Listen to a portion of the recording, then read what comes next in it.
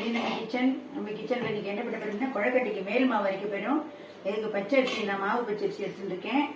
நீங்கள் எந்த அரிசி வேணாலும் எடுத்துக்கோங்க. மாவு பச்சை அரிசி, சாப்பாட்டு அரிசி தான் எடுத்துக்கணும். மாவு பச்சை அரிசியை ஒரு 5 hours ஊற வச்சுட்டு களைஞ்சி இதில் நான் போட்டிருக்கேன். நீ 1க்கு 2 பங்கு ஜலம் விடணும் கணக்கு. இதை இப்போ நான் நைஸாக மாவை அரைச்சிட்டு நான் உங்கள்கிட்ட காட்டுறேன். இப்போ இந்த மாவு நம்ம அரைச்சாச்சு.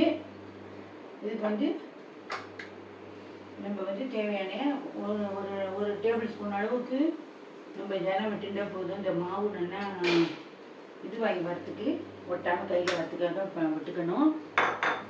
இப்போ இதில் 1க்கு 2 தான் ஜலம் விடணும். அதுக்கு மேலே விட்டாக்க இந்த அரிசிக்கு தண்ணி தாங்காத அளவாக அரிசிக்குடைய பதத்துக்கு ஏற்ற மாதிரி ஜலம் விட்டுக்கணும்.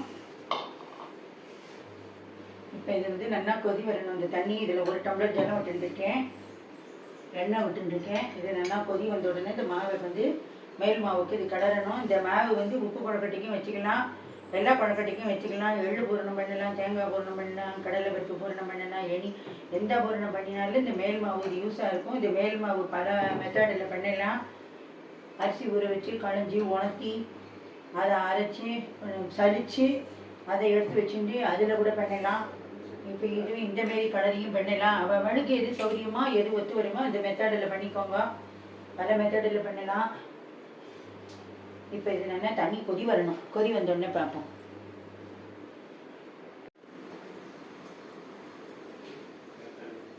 தண்ணி கொதி வர போகிறது. கொதி வந்ததுக்கு இதில் நம்ம இடுற எண்ணெய் நல்லெண்ணெயாக இருக்கணும். நல்லெண்ணெய் விட்டுட்டு தான் கொழக்கட்டை மாவுக்கு இருக்கும். இந்தமாரி சொப்புலேயும் பண்ணலாம், இது ரெடிமேடாக விற்கிறது. இதுலேயும் பண்ணலாம். இது அழகாக இருக்கும் பார்க்கறதுக்கு. பண்ணினோம்னா கையிலையும் சொப்பு பண்ணி இதெல்லாம். இப்போ ஜலம் கொதிச்சு வச்சு நம்ம இதை சிம்மில் வச்சுக்கிறோம். சிம்மில் வச்சுட்டு இப்படியே ஒட்டிகிட்டே இதை கடாறணும்.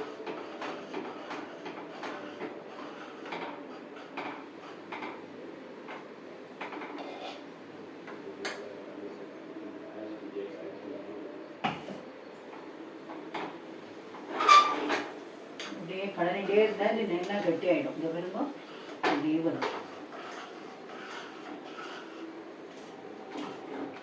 சும்மா இருக்கிற நாளில் என்னைக்காவது ஒரு நாள் நீங்கள் அப்படியே தான் செஞ்சு பார்த்தீங்கன்னா ஃப்ரீயாக இருக்கிற அன்றைக்கி இது நல்லா வந்துடும். அப்போ நாள் கிழமையில் செய்யறதுக்கு உங்களுக்கு நல்லா வசதியாக இருக்கும்.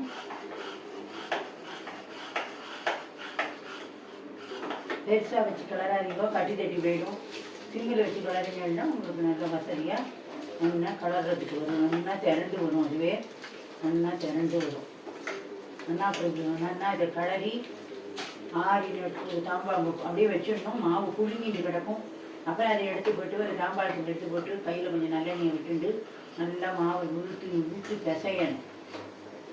பிசைஞ்சிட்டு அதுக்கப்புறம் உருட்டி வச்சுக்கணும். உருட்டி வச்சுட்டு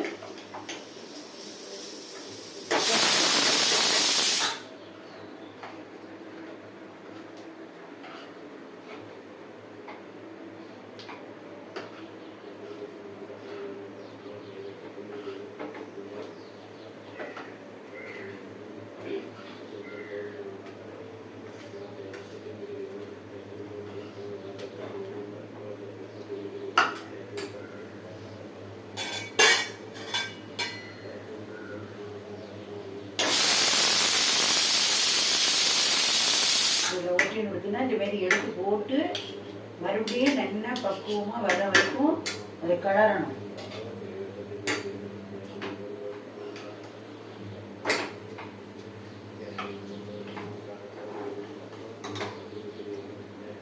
மாவு கலர்றதுல பூரணம் பக்குவமாக பண்ணி எடுக்கிறதுலையும் தான் கொழக்கட்டை நல்லா வரும். இந்த மாவை குழம்பு பண்ணிட்டேன்னா வராது.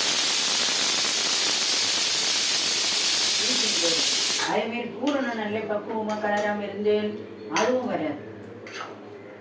இந்த மாவு ரெடி ஆகிட்டு ஆரி நொட்டி பார்ப்போம்.